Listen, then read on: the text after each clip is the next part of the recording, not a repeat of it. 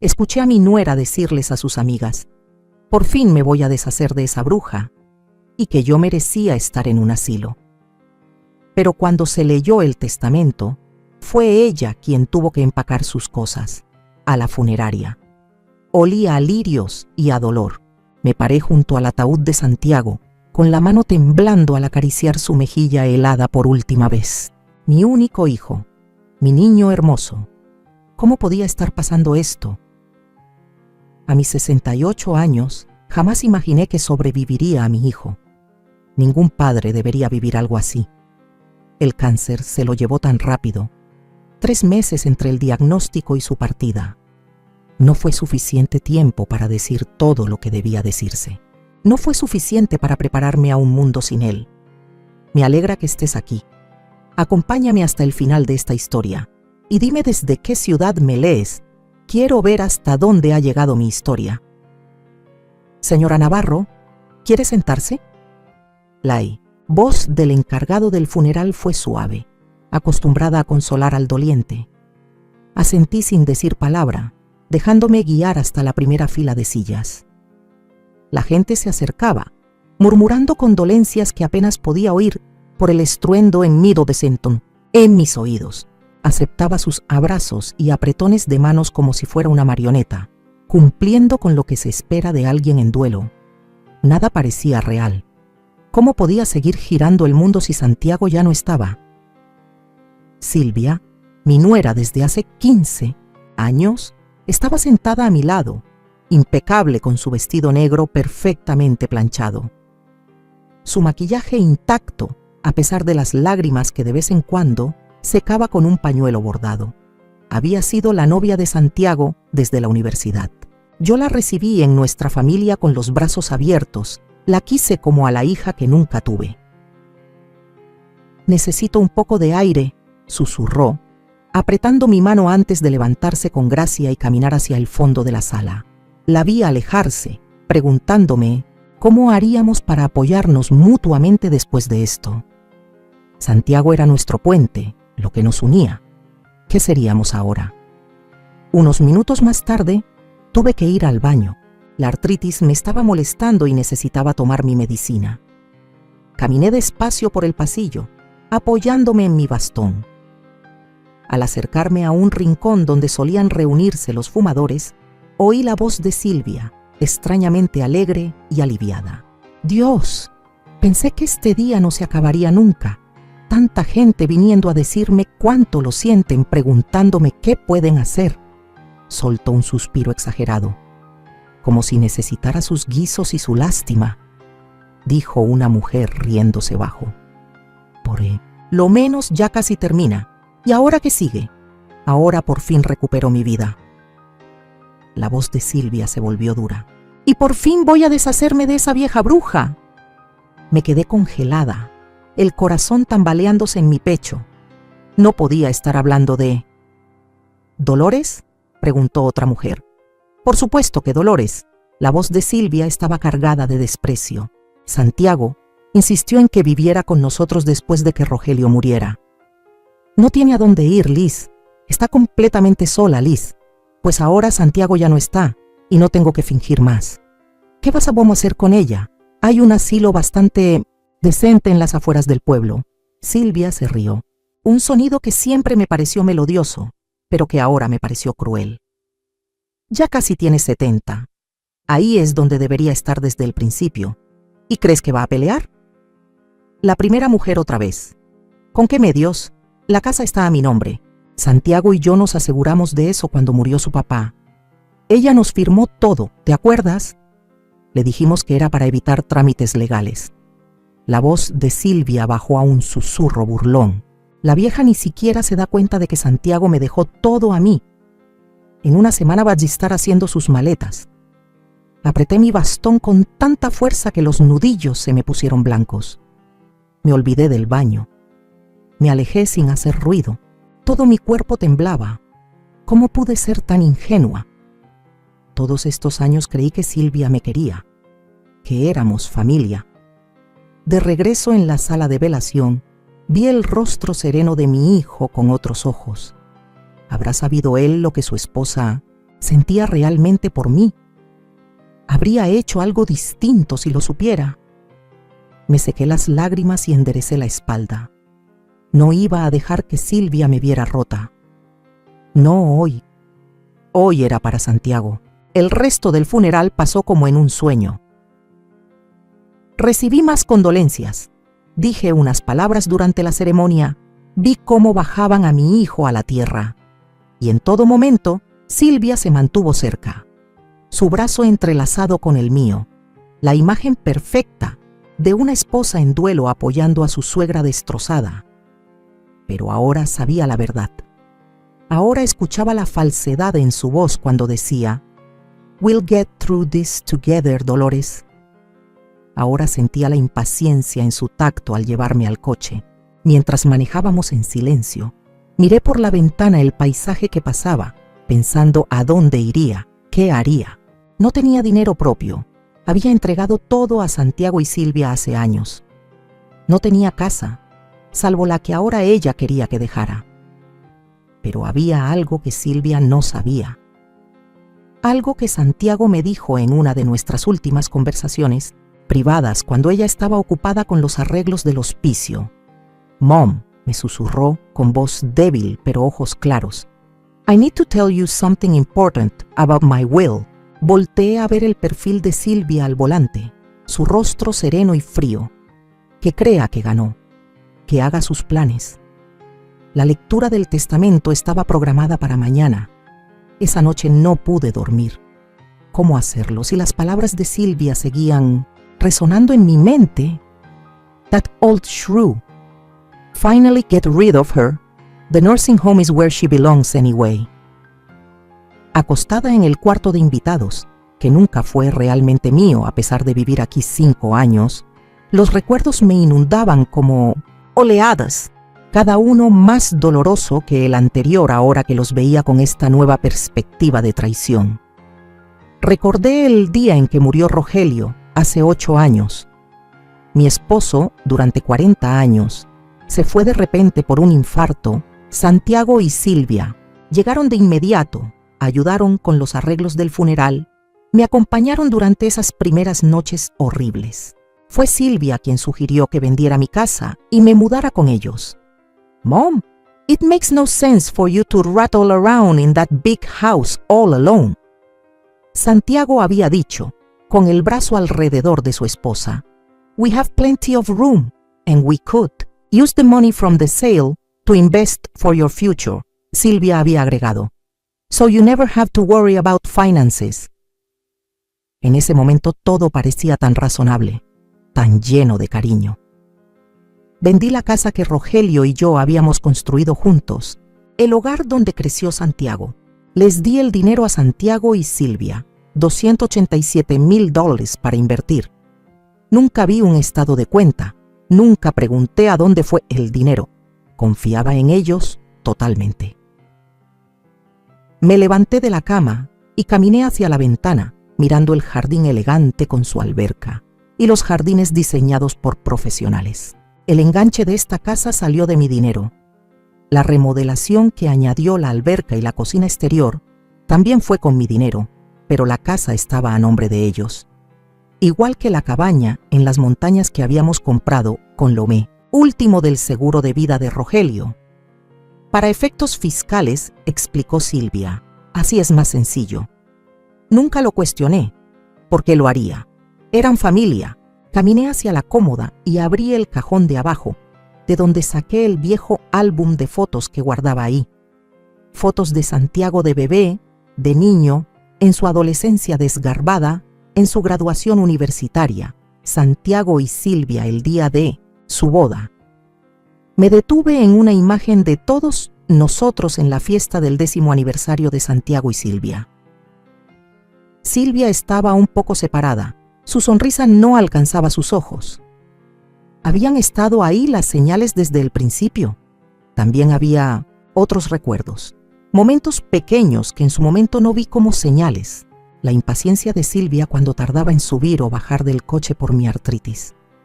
Su suspiro cuando le pedí ayuda con la tecnología. Cómo organizaba reuniones familiares justo cuando tenía mi club de cartas. y luego fingía desilusión cuando prefería cumplir con mis amigas. «¿Sabes lo importante que es la familia para Santiago?», decía, haciéndome sentir culpable por tener una vida fuera de ellos. Y estaban mis nietos, Mateo, de 13, y María, de 10, a quienes amaba con todo el corazón. Silvia siempre había manejado mi tiempo con ellos, limitando las visitas, supervisando cada interacción como si no confiara en mí a solas con ellos.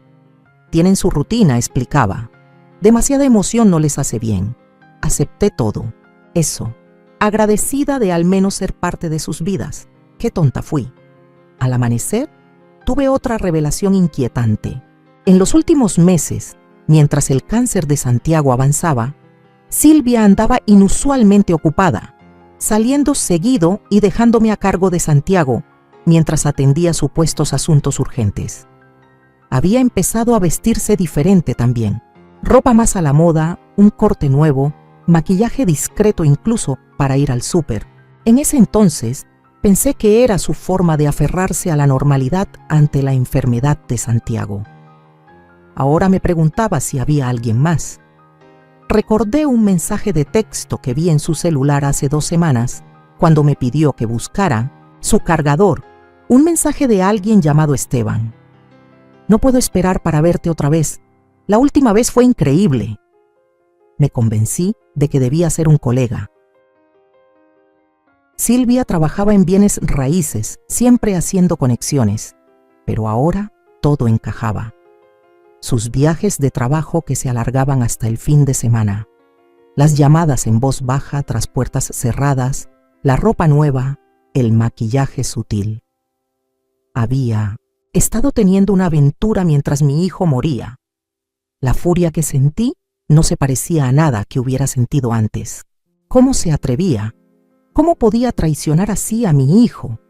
Pensar en desecharme y seguramente quedarse con todo por lo que habíamos luchado para empezar una nueva vida con otro.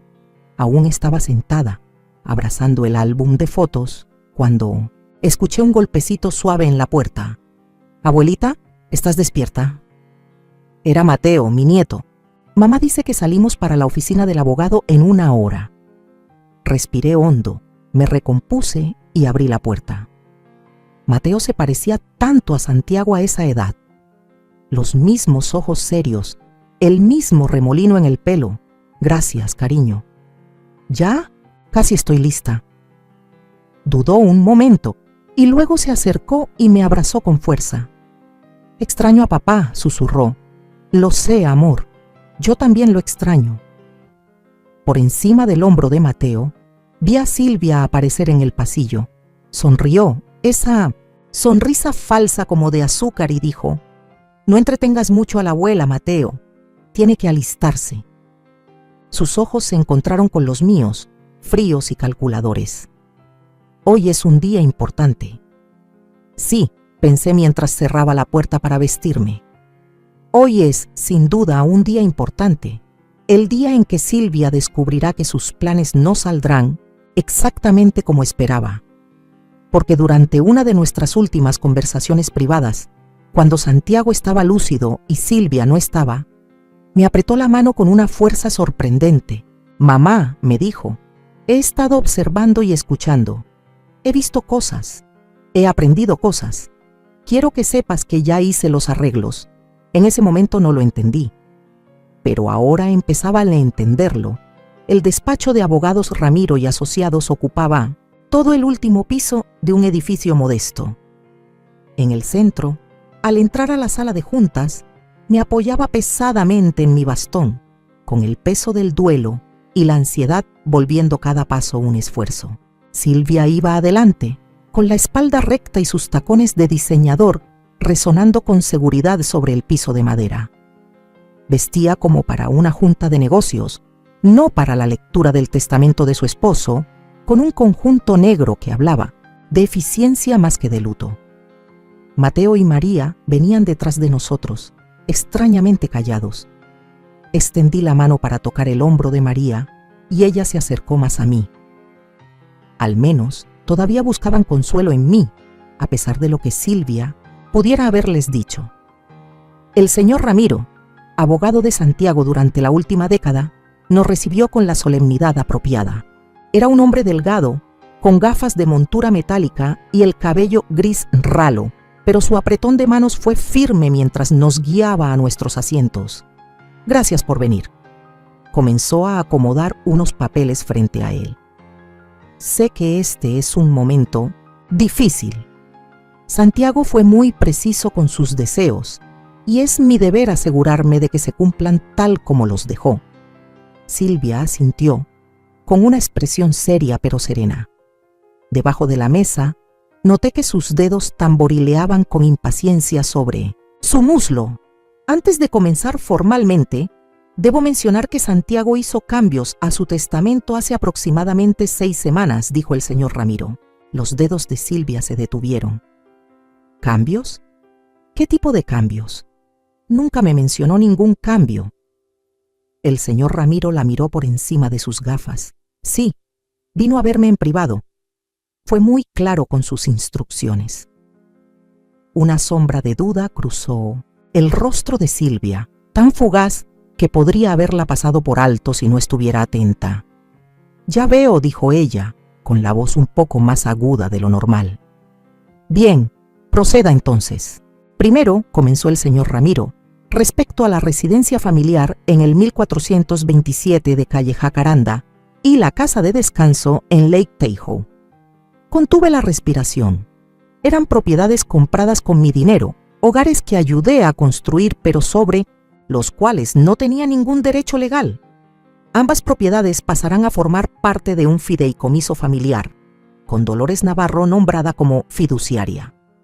El fideicomiso establece que Dolores tiene derecho a vivir en cualquiera de las propiedades durante el resto de su vida. Tras su fallecimiento, ambas propiedades serán transferidas a Mateo y María Navarro, en partes iguales. El rostro de Silvia se quedó sin color. «Eso es imposible», dijo con la voz tensa. «Las casas están a mi nombre. Santiago no puede simplemente, en realidad», interrumpió el señor Ramiro con suavidad. Aunque la casa familiar fue comprada a nombre de ambos, Santiago transfirió su parte de ambas propiedades al fideicomiso hace 3 años, con su firma en los documentos de traspaso. La propiedad de Tahoe nunca estuvo a su nombre, contrario a lo que usted pudiera haber creído. Fue comprada directamente para el fideicomiso. Recordé haber firmado esos papeles hace 3 años. Solo planificación patrimonial de rutina, dijo Santiago en aquel entonces. Silvia se había molestado en ese momento, alegando que era innecesario. ¿Lo habría sospechado Santiago desde entonces? En cuanto a los activos financieros de Santiago, continuó el señor Ramiro, sus cuentas de retiro, que ascienden a aproximadamente $875,000, se dividirán de la siguiente manera: 60% a un fideicomiso para la educación y necesidades de Mateo y María, con Dolores como fiduciaria, 20% directamente para Dolores para su cuidado y manutención, y 20% para Silvia. La compostura de «Mires, Silvia» se quebró. 20%, nada más. Debe haber un error. Su voz se elevó con brusquedad. Soy su esposa. No hay ningún error, señora Navarro. Yo mismo redacté estos documentos por instrucción expresa de Santiago. Cuando él estaba muriendo, Silvia se puso de pie, arrastrando la silla con un ruido fuerte. No estaba en su sano juicio, estaba medicado. Este testamento puede impugnarse. La expresión del señor Ramiro se mantuvo serena. Santiago estaba completamente lúcido cuando hizo esos cambios. Yo mismo evalué su capacidad mental y contamos con una declaración escrita de su médico confirmándolo. No le recomiendo impugnar el testamento, señora Navarro. Sería costoso, tomaría mucho tiempo y las posibilidades de éxito son mínimas. Silvia miró alrededor desesperada, como si buscara a alguien que se uniera a su indignación. Su mirada se clavó en mí y el odio desnudo en sus ojos me hizo estremecer. «Tú», susurró con veneno, «tú hiciste esto. Tú volviste a mi esposo en mi contra». No dije nada. Estaba demasiado impactada por las revelaciones como para articular palabra. Santiago me había protegido. ¿Acaso sabía desde el principio lo que Silvia planeaba? El señor Ramiro carraspeó. «Hay algo más, señora Navarro. Santiago dejó una carta sellada para ser leída en caso de que usted impugnara cualquier parte de su testamento». Levantó un sobre. «¿Quiere que la lea ahora o prefiere continuar con el resto de las disposiciones?» Silvia se dejó caer en la silla, con el rostro congelado entre la furia y la incredulidad. «Continúe», dijo entre dientes apretados. «El negocio familiar Navarro Design Group será puesto en un fideicomiso, con un 75% de la propiedad transferido a Mateo y María, administrado por una junta hasta que cumplan 25 años. El 25% restante se asigna a los empleados actuales de la empresa mediante un plan de reparto de utilidades que Santiago estableció el mes pasado». Las manos de Silvia temblaban ya. «¿Y de qué se supone que voy a vivir?» El señor Ramiro ajustó sus gafas. Además de su parte en las cuentas de retiro, Santiago estableció una asignación mensual de $3,000 para usted, por un periodo de 5 años o hasta que se vuelva a casar, lo que ocurra primero. ¿Casarme de nuevo? La risa de Silvia sonó hueca. «Acabo de perder a mi esposo». «Así es», dijo el señor Ramiro. Su tono era neutro, pero sus ojos hablaban con conocimiento. Por eso me pareció interesante su mención específica al volver a casarse. Los días después de la lectura del testamento fueron como vivir en el ojo de un huracán. Silvia caminaba por la casa con la furia contenida, cerrando puertas de golpe y hablándome solo cuando no tenía otra opción, y cuando lo hacía, su voz goteaba veneno. «Esto no se ha terminado», dijo la primera noche acorralándome en la cocina. Santiago fue manipulado. No estaba en su sano juicio. La miré sin apartar la vista. Santiago estaba protegiendo a su familia, a sus hijos y a su madre, como debía ser. Su risa fue cruel. «¿Familia? ¿Tú crees que esto es por la familia?» «¿Familia? Esto es por dinero, Dolores. Mi dinero. La vida que construí con Santiago y que tú estás tratando de robar». «Nunca le pedí a Santiago que cambiara su testamento», dije en voz baja. «Ni siquiera sabía que lo había hecho hasta ayer». «Mentirosa». Se acercó más, su dedo apuntando al aire, apenas a centímetros de mi cara. «¿Jugaste la carta de la viejita? Indefensa. Lo hiciste sentir culpable. Pues no te vas a salir con la tuya. Voy a impugnar el testamento». Y así lo hizo. 3 días después, me llegaron los papeles legales. Silvia había contratado a Rubén Castillejos, un abogado de alto perfil, conocido por sus tácticas agresivas en casos de divorcio y herencias. La demanda alegaba que Santiago había sido indebidamente influenciado y no tenía capacidad testamentaria cuando hizo los cambios en su testamento. Llamé a Beatriz Salazar, mi amiga más antigua y una jueza retirada, llorando. «Beatriz, no tengo dinero para abogados. Todo lo que tenía lo invertí en esas casas». «No te preocupes», dijo Beatriz con firmeza. «Sé exactamente a quién necesitas». Así conocí a Marisol Herrera, una abogada de ley para personas mayores, imponente, que apenas vio mi caso aceptó representarme por un honorario reducido, pagadero después de que se resolviera el caso.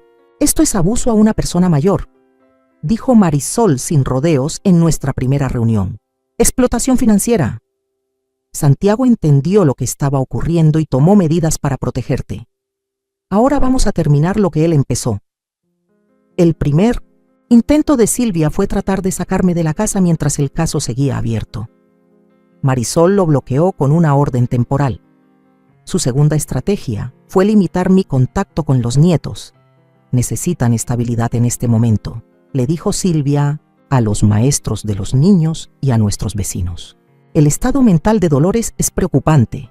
Está haciendo acusaciones disparatadas y volviendo a los niños en mi contra. Los doctores dicen que es paranoia senil. Yo nunca vi a ningún médico, claro, pero los rumores empezaron a correr». Mateo y María regresaban de la escuela con preguntas raras. «Abuela, ¿estás enferma?», me preguntó María una tarde, su carita arrugada de preocupación. Mamá dice que tal vez tengas que ir a un hospital especial. Se me partió el corazón. No, mi amor, no estoy enferma. Entonces, ¿por qué dice eso, mamá?, insistió Mateo. A sus 13 años ya captaba la tensión en el aire y no le cuadraban las contradicciones. Elegí mis palabras con cuidado.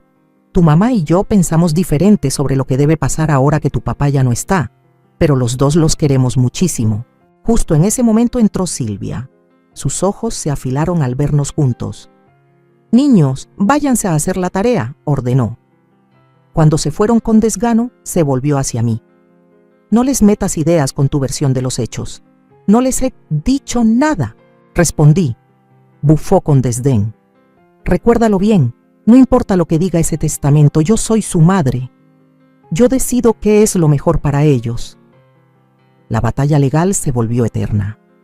El abogado de Silvia metía una moción tras otra, cada una exigiendo una respuesta, cada una agotando los recursos del fideicomiso. Recursos que estaban destinados al futuro de los niños. Era una guerra de desgaste. Ella apostaba a que yo me rendiría antes de vaciar la herencia. Hasta que un día la encontré en la oficina de Santiago, hurgando en su escritorio. ¿Qué haces?, pregunté desde la puerta. Se sobresaltó y luego me fulminó con la mirada. Esta sigue siendo mi casa. Puedo revisar las cosas de mi esposo si se me da la gana. Estás buscando algo en particular, observé. ¿Qué es? Silvia cerró el cajón de golpe. No es asunto tuyo, pero ya había visto suficiente. Estaba enfocada en la sección donde Santiago guardaba papeles personales. ¿Qué buscaba? ¿Qué la tenía tan nerviosa? Esa noche, cuando Silvia salió, según ella, a una cena de negocios, aunque yo sospechaba que era con Esteban, entré yo misma a la oficina. No sabía exactamente qué buscaba, pero sentía a Santiago guiándome. En el fondo del cajón, pegado debajo de un montón de declaraciones de impuestos viejas, encontré un sobre cerrado con mi nombre. Me temblaban las manos cuando lo abrí. Dentro había una memoria USB y una nota escrita a mano. Mamá, si estás leyendo esto, las cosas pasaron como temía. Silvia mostró su verdadera cara. La evidencia que necesitas está en esta memoria.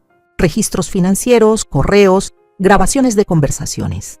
Empecé a reunirla cuando empecé a sospechar el año pasado. Perdón por no habértelo dicho antes. Quería protegerte y necesitaba tiempo para asegurar todo legalmente antes de enfrentarla. Luego vino el cáncer y se me acabó el tiempo. Quiero que sepas que te amo y te agradezco todo lo que hiciste por nosotros. Ahora, deja que esto te ayude a protegerte a ti y a los niños. Santiago. Con las manos aún temblorosas, conecté la memoria a mi laptop. Lo que encontré me dejó sin aliento. Docenas de documentos ordenados con precisión, registros financieros mostrando cómo Silvia fue vaciando poco a poco las cuentas conjuntas hacia una cuenta privada a su nombre. Correos entre Silvia y su amante Esteban. De hace 2 años, hablando de sus planes para cuando Santiago ya no estuviera. Lo más condenatorio eran las grabaciones, legales en nuestro estado, sin consentimiento de ambas partes, donde Silvia hablaba explícitamente sobre meterme a un asilo en contra de mi voluntad y vender todos los bienes familiares. Una vez que la vieja quede encerrada y Santiago se haya ido, vendemos todo y nos mudamos a Arizona como planeamos, decía claramente la voz de Silvia en una de las grabaciones. Nadie va a sospechar. Luego fue el turno de Rubén Castillejos para interrogarme. Su sonrisa no alcanzaba sus ojos mientras se acercaba. Señora Navarro, ¿no es cierto que usted dependía económicamente de su hijo? Sí, respondí con sinceridad. Después de que mi esposo falleció, entregué a Santiago y Silvia el dinero de la venta de nuestra casa. Y ahora que él ya no está, usted podría quedarse con bienes significativos que, de otro modo, serían para su esposa. Conveniente, ¿verdad? Marian objetó de inmediato. Argumentativo, su señoría. Procede la objeción, dijo la jueza Collins. Señor Green, limítese a hacer preguntas, no insinuaciones. Green cambió de táctica. Señora Navarro, ¿alguna vez le han diagnosticado demencia o problemas de memoria? No, dije con firmeza. Sin embargo, afirma que no sabía de los cambios que su hijo hizo en su testamento hasta después de su muerte. ¿No es posible que esté confundiendo las conversaciones que tuvo con él durante su enfermedad? Lo miré directo a los ojos. Tengo la memoria perfectamente clara, señor Green. Santiago me dijo que había hecho arreglos, pero no me compartió los detalles. Quería protegerme de este tipo de confrontación. El interrogatorio siguió. Green intentaba pintarme como una anciana confundida que manipuló a su hijo moribundo, pero me mantuve firme, sincera y clara. Después de que bajé del estrado, Marian llamó a su testigo sorpresa, Esteban Medina. Silvia soltó un jadeo audible cuando un hombre alto de cabello claro y alrededor de los 30 y tantos entró a la sala. Evitó mirarla mientras prestaba juramento. Señor Medina, comenzó Marian, ¿podría describir su relación con Silvia Navarro? Esteban se movió incómodo. Hemos estado involucrados desde hace unos 2 años. ¿Involucrados cómo exactamente? Romántica, íntimamente. Tragó saliva con dificultad. Nos conocimos en una conferencia inmobiliaria. Me dijo que su matrimonio ya estaba terminado, que solo seguía allí ¿Hasta qué, señor Medina? Hasta que su esposo muriera, dijo en voz baja. Dijo que era cuestión de tiempo y que entonces podríamos estar juntos abiertamente. El rostro de Silvia se torció de rabia. ¡Traidor!, escupió, lo suficientemente fuerte para que todos la oyeran. La jueza Collins golpeó con el mazo. Señora Navarro, contrólese o la haré retirar. Marian continuó con calma, haciendo que Esteban confirmara la existencia de correos electrónicos y grabaciones, sus planes de mudarse a Arizona y las intenciones de Silvia respecto a mí y a los bienes familiares. Para cuando Rubén Castillejos inició su contrainterrogatorio, el daño ya estaba hecho. El testimonio de Esteban había respaldado todo lo que estaba en la memoria USB de Santiago. Desde el fondo de la sala podía ver el rostro de Mateo, pálido, en shock, con los ojos llenos de lágrimas al enterarse de la verdad sobre su madre. Se me rompía el alma por él, aunque sabía que necesitaba saberlo. Al concluir la audiencia, la jueza Collins anunció que revisaría toda la evidencia, en privado, y emitiría su fallo la semana siguiente, pero su expresión al mirar a Silvia me dijo todo lo que necesitaba saber. Santiago había ganado, incluso desde el más allá, había protegido a su familia. Han pasado 2 años desde ese día en la corte. 2 años de sanar, de reconstruir, de encontrar una nueva normalidad sin Santiago. El dolor de perderlo nunca desaparece por completo, pero se ha suavizado en los bordes, dejando espacio para que la alegría vuelva a asomarse. La jueza Collins falló rotundamente a nuestro favor, desestimando la petición de Silvia para impugnar el testamento y validando cada disposición final de Santiago. Silvia estaba furiosa, por supuesto. Gritó, amenazó con más acciones legales, pero su abogado le aconsejó no seguir. La evidencia era demasiado aplastante, la jueza demasiado convencida. Al final, Silvia no tuvo otra opción que aceptar el fallo. Tomó su 20% de los fondos de retiro, casi $175,000, y se mudó a Phoenix con Esteban. Lo último que supe es que ya habían terminado. Algunas relaciones, al parecer, no sobreviven más allá del encanto del secreto y los planes prohibidos. Se dio la custodia de los niños sin mucho esfuerzo, sorprendiendo a todos menos a mí. Yo había visto cómo era con ellos, cumplidora pero distante, más preocupada por las apariencias que por sus necesidades emocionales. Cuando Mateo anunció que quería vivir conmigo, Silvia apenas reaccionó. María estaba más dividida, pero eventualmente eligió quedarse con su hermano en lugar de mudarse al otro lado del país con una madre en la que ya no confiaba. Los primeros meses fueron los más duros. Los niños lloraban no solo a su padre, sino también a la madre que creían conocer. Tenían preguntas a las que no siempre podía responder, dolores que no siempre podía calmar. Fuimos juntos a terapia familiar, aprendiendo a hablar de lo difícil, a reconstruir la confianza. ¿Por qué papá no nos dijo lo de mamá?, preguntó Mateo una noche, mientras nos sentábamos en el columpio del porche que había sido el lugar favorito de Santiago. Creo que él estaba tratando de protegerte, dije con cuidado. Quería enfrentarla, arreglar las cosas, pero luego se enfermó. Después de eso, su prioridad fue asegurarse de que tú estuvieras bien. Nos salvó, dijo Mateo con sencillez. A ti también te salvó, abuela. Asentí, con los ojos llenos de lágrimas. Sí, lo hizo. Ahora vivimos en la casa familiar, los tres juntos. Yo estoy en la recámara principal, algo que Silvia peleó con uñas y dientes, aunque estaba claramente indicado en el testamento de Santiago. La redecoré a mi manera, quitando los muebles caros que Silvia había escogido y poniendo cosas cómodas, que se sienten como yo. Navarro Design Group sigue prosperando bajo la junta directiva que Santiago formó. Me consultan seguido, valoran lo que opino y se aseguran de que los niños estén al tanto del negocio que un día será suyo. He aprendido más sobre arquitectura y diseño en estos 2 años de lo que imaginé que aprendería a mi edad. María, que ahora tiene 12 años, muestra un talento natural para el diseño. Pasa horas dibujando edificios y espacios interiores, enseñándome con orgullo sus ideas. A papá le habría encantado dice seguido, y yo siempre estoy de acuerdo. Santiago vive en su creatividad, en la forma en que Mateo piensa, en 1000 detalles chiquitos que me toman por sorpresa y me sacan una sonrisa entre lágrimas. Mateo, con 16 años, se ha vuelto alto y serio como su papá. Ya habla de estudiar negocios y arquitectura en la universidad, de tomar las riendas de la empresa algún día. Quiero que papá se sienta orgulloso, me dijo hace poco. Ya lo haces, le respondí. Todos los días. Usamos mucho la cabaña en Tahoe. Pasamos ahí las fiestas y semanas del verano, creando nuevas tradiciones sin olvidar las viejas.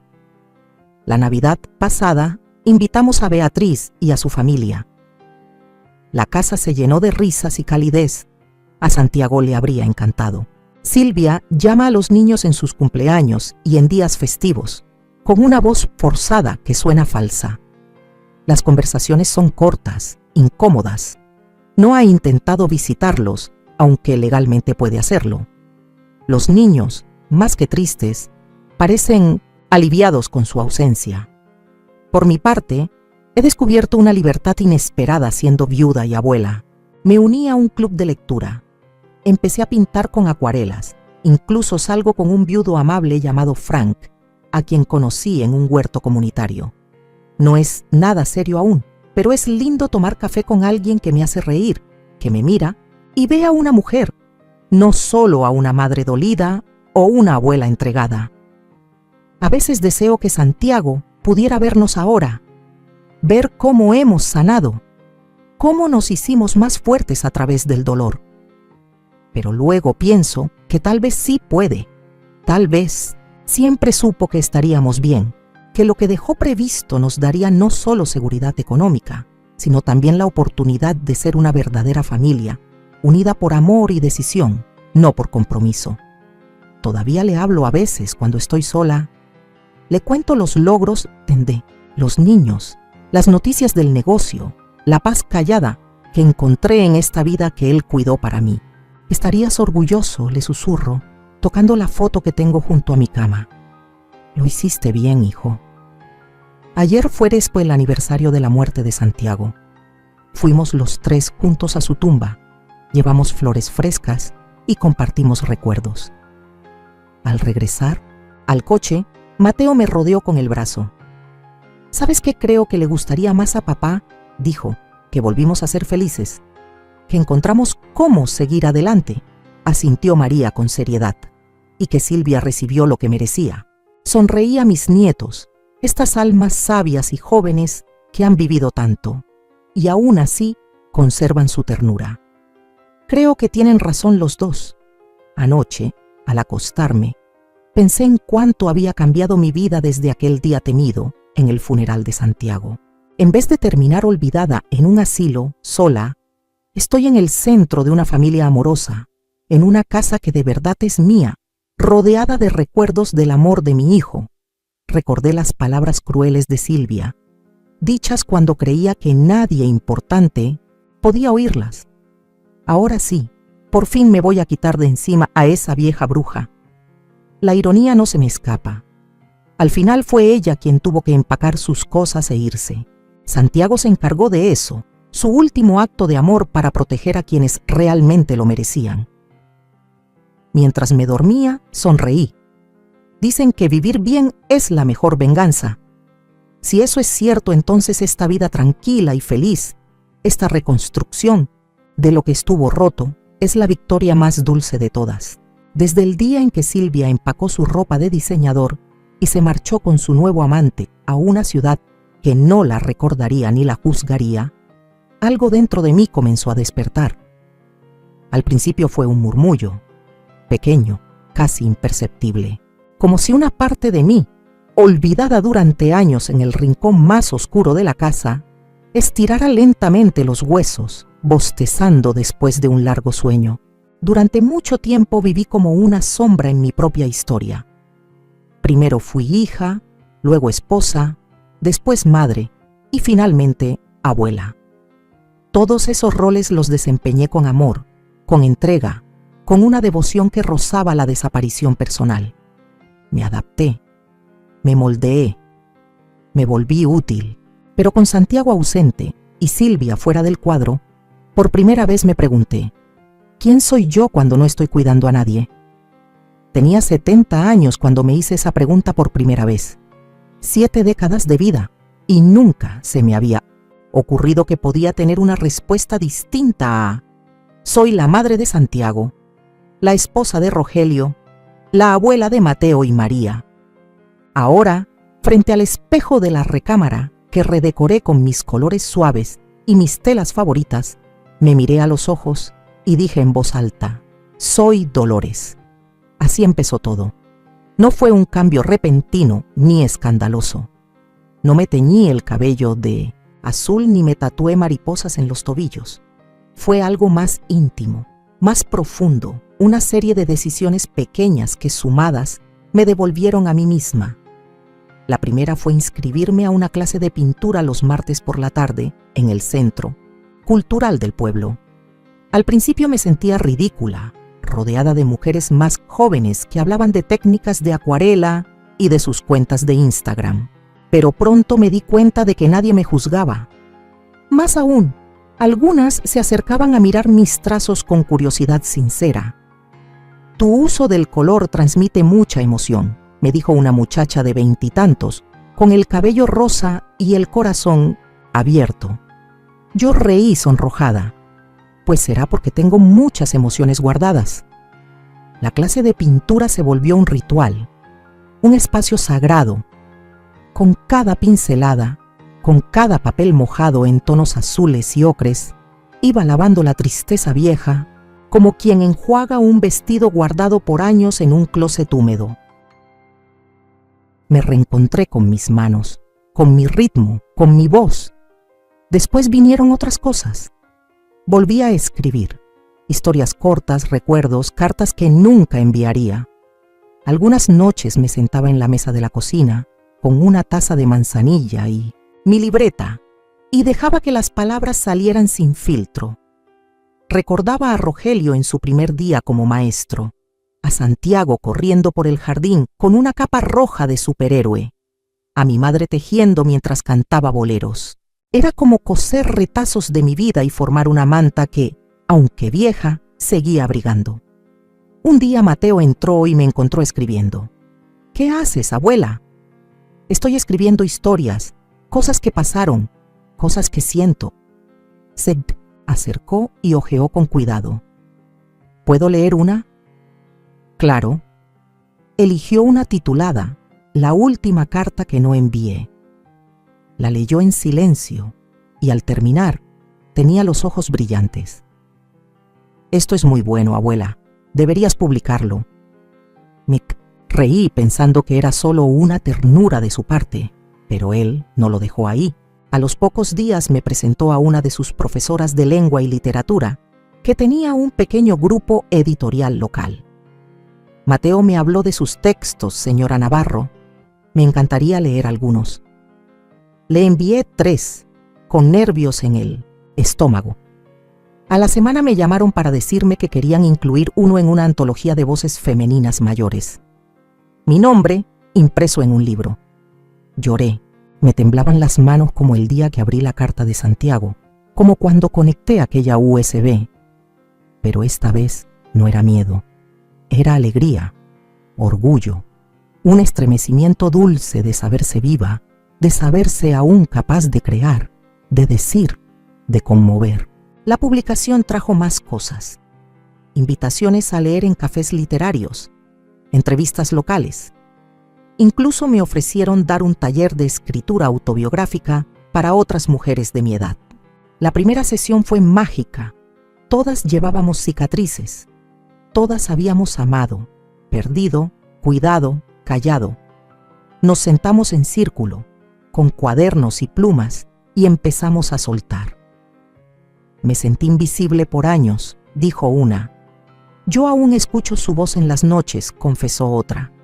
¿Por qué nos toma tanto tiempo hablarnos con verdad?, pregunté yo. Ese taller se convirtió en un lugar de sanación.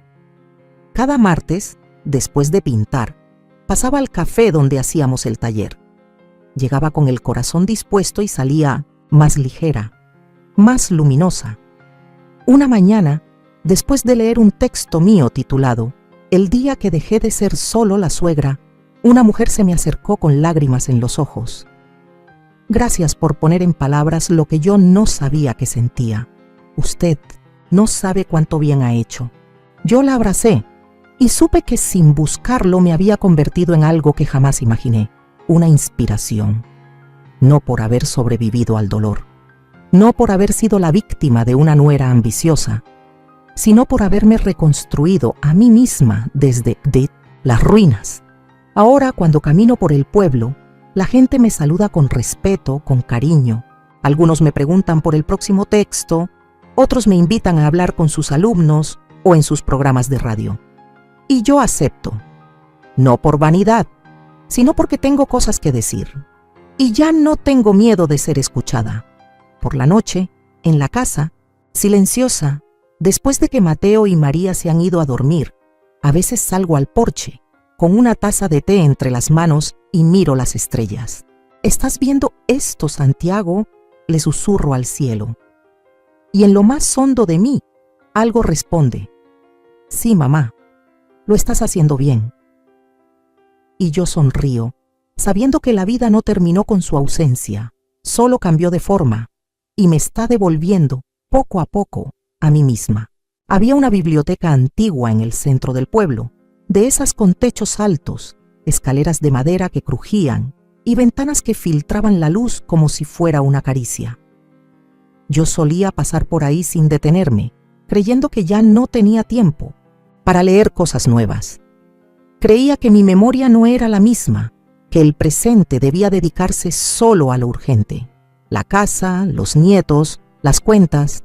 Pero una tarde de otoño, con el aire fresco llenando mis pulmones y el corazón latiendo más fuerte desde que retomé mi pintura y mis textos, decidí entrar. Fue como entrar en un templo. Silencio, olor a papel envejecido, el susurro de páginas que pasaban como un río leve. Caminé entre los estantes, acariciando los lomos de los libros como quien saluda a viejos amigos. No buscaba nada en particular, pero encontré algo. Siempre pasa así con los libros. Ellos te encuentran. Un ejemplar delgado, con una portada modesta, mujeres que hablan. Lo abrí y leí un fragmento al azar. Nos enseñaron a callar tanto que a veces ya no sabemos distinguir entre lo que sentimos y lo que toleramos. Me senté ahí mismo, entre los estantes, y leí sin detenerme. Al terminar, supe que necesitaba más de eso, de voces como la mía, de relatos que no pidieran disculpas por ser intensos por ser reales, por haber dolido. Me acerqué al mostrador para preguntar si tenía más libros de la misma autora. La bibliotecaria me miró con una sonrisa. Dolores Navarro, ¿verdad? Leí su cuento en la antología. ¡Qué hermoso! Aquí lo tenemos. Y me entregó otros 2 libros y con ellos un lazo nuevo con esa comunidad que creí ajena. Las semanas siguientes se llenaron de encuentros inesperados. Me invitaron a formar parte del consejo del Centro Cultural, donde ahora participaba en decisiones sobre talleres, eventos y exposiciones. Al principio me sentí fuera de lugar, rodeada de gente más joven, con agendas llenas y lenguajes modernos. Pero pronto comprendí que mi experiencia tenía un peso que no venía del ruido, sino de la raíz. Cuando hablaba, me escuchaban. No, como a una abuela simpática que dice cosas bonitas, sino como a alguien que ha vivido lo suficiente como para saber cuándo una verdad merece ser dicha. Con el taller de escritura floreciendo, los chicos creciendo sanos y fuertes, y mi voz siendo escuchada, empecé a notar algo nuevo, la mirada de los demás, miradas que antes pasaban por encima de mí como si fuera parte del mobiliario de la casa. Ahora me detenían en la calle para hablarme de arte, de libros, de maternidad, de vida, mujeres jóvenes que me decían, ojalá mi mamá hablara como usted. Hombres mayores que se sentaban a tomar café conmigo después de las reuniones, solo para oírme contar cómo era enamorarse en los años 60. Una mañana, después de una charla sobre literatura femenina en la que participé como invitada, una señora se acercó y me dijo, Dolores, usted no tiene idea de la esperanza que da. Pensé que a mi edad ya era tarde para todo, pero verla a usted tan viva, tan clara, me dan ganas de volver a empezar. Y esa frase se me quedó. Volver a empezar. Empecé a escribir más. Historias de mujeres invisibles, de amores que no llegaron a tiempo, de hijos que salvaron a sus madres sin saberlo. Las noches se me iban frente al teclado, como si cada palabra que salía de mí borrara otra cicatriz que ya no necesitaba cargar. Mandé un manuscrito completo a la editorial que publicó mi cuento y un mes después me respondieron. Querían publicarlo. Mi primer libro. A mis 71 años.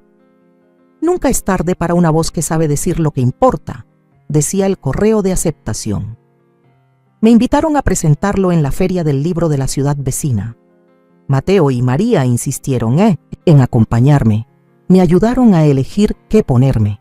María me peinó el cabello y me dijo, «Pareces escritora famosa, abuela».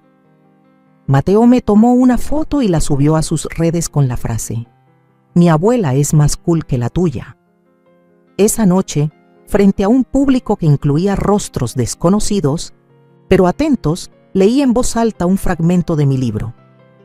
Cuando el silencio deja de protegernos y empieza a matarnos, entonces es hora de gritar. Al terminar hubo un aplauso que me hizo temblar las manos. No por nervios, sino por gratitud. Había vivido años creyendo que el mundo ya no tenía lugar para mí, y ahora el mundo se abría como un escenario. Después de la lectura, se me acercó un hombre. Tenía el cabello blanco, las manos manchadas de sol y olor a tierra húmeda. «Dolores», dijo con voz suave, «tu historia me recordó a mi hermana. Ella también fue borrada por años, pero tú nos la trajiste de vuelta». Le sonreí y hablamos un rato. Se llamaba Andrés. Era jardinero y escultor. Me regaló una pequeña figura de madera tallada, una mujer con las manos abiertas al cielo. «Así te vi al escucharte», dijo. «Esa figura está ahora en mi escritorio. Cada mañana la toco antes de sentarme a escribir. Es un recordatorio de que incluso después de tanto dolor, uno puede abrir las manos y recibir lo que la vida aún tiene para ofrecer». Una noche, después de una larga jornada de trabajo y un paseo por el jardín, me senté en la sala con una copa de vino. María estaba acostada con un libro. Mateo estudiaba para un examen. La casa estaba tranquila. La paz era real. Y pensé, estoy exactamente donde quiero estar.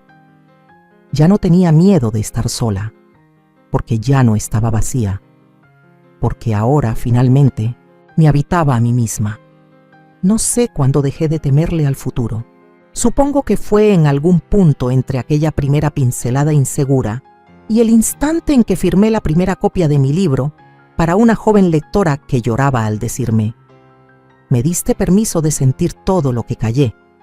Habían pasado más de 2 años desde el día del funeral, desde que vi el rostro frío de mi hijo, desde que escuché a Silvia llamarme bruja entre risas, desde que me sentí como una carga, una sombra, un obstáculo que debía desaparecer, y ahora, sentada en el jardín trasero, con una taza de café entre las manos, mirando a Mateo y María preparar una pequeña fogata para asar malvaviscos, me preguntaba cómo algo tan quebrado había logrado recomponerse en algo tan entero. Ese jardín, una vez diseñado por paisajistas pagados con el dinero de Rogelio, ahora era mi espacio de sanación. Lo había vuelto a plantar con mis propias manos, con flores que me hablaban de resistencia, lavanda, bugambilias, margaritas. Plantas que no piden permiso para florecer. Mateo me llamó desde la terraza. «Abuela, ven, María quiere que leas uno de tus cuentos». Sonreí, porque ya no me llamaban solo para cocinar, limpiar o ayudar con la tarea. Me llamaban por lo que soy: Dolores, escritora, abuela, mujer con una voz. Me senté con ellos bajo las estrellas. Leí un texto titulado «La mujer que volvió a caminar sin miedo». Era sobre mí, claro, disfrazada en otro nombre, en otra ciudad, pero ellos sabían. Me miraban con ojos que brillaban, no solo de admiración, sino de amor limpio. Y ahí, con el fuego crepitando y el aire fresco del anochecer, me llegó la respuesta que tanto había buscado. Sobrevivir es un acto de valentía, pero vivir plenamente es el verdadero triunfo.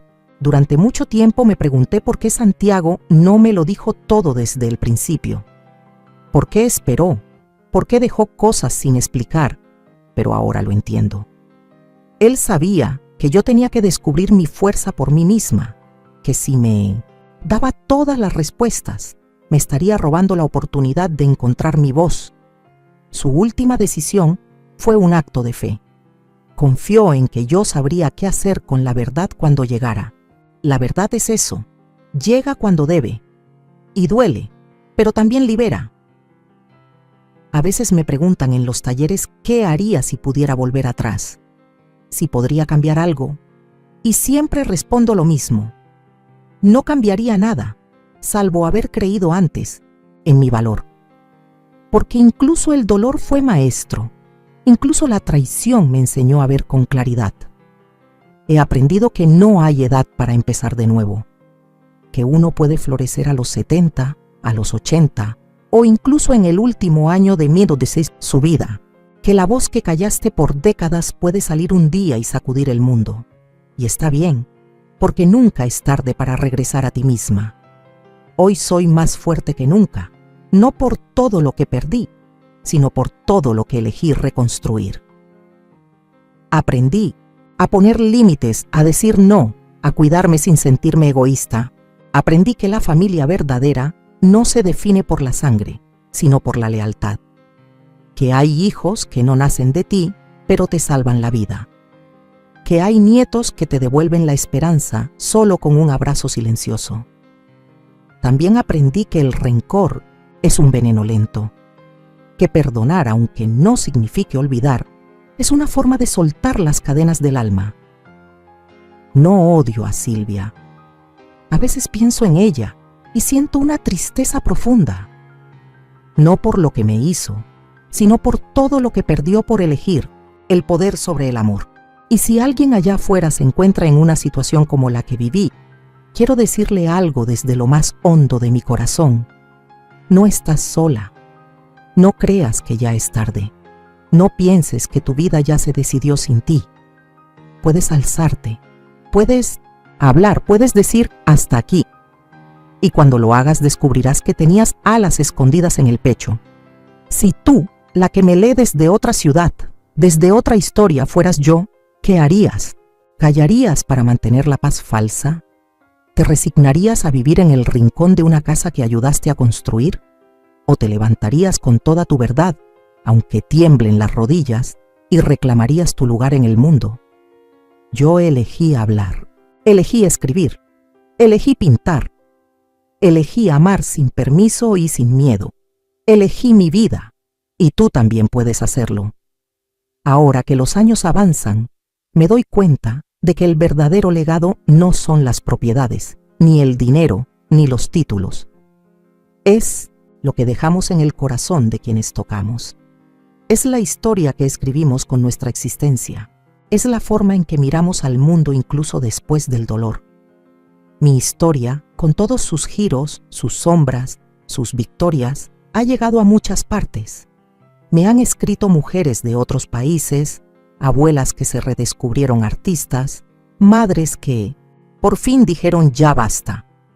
Me leen desde Monterrey, Guadalajara, Tijuana, Buenos Aires, Madrid, Chicago. Y yo, desde mi jardín en este pueblo pequeño, les respondo con la misma frase: tu vida todavía está empezando. Y sí, ahora sé que vivir bien no solo es la mejor venganza, es también la mejor gratitud. A mi hijo, a mí misma, a cada mujer que, como yo, decidió que la edad no es excusa para vivir en silencio. Hoy, mientras me despido de esta página, lo hago con el alma en calma, con la certeza de que conté lo que debía ser contado, de que mi voz, por mucho tiempo callada, se convirtió en un eco que cruza fronteras. Gracias por escucharme. Gracias por caminar conmigo hasta aquí. Si alguna vez te sientes perdida, recuerda esto: nunca es tarde para volver a ti misma y empezar de nuevo.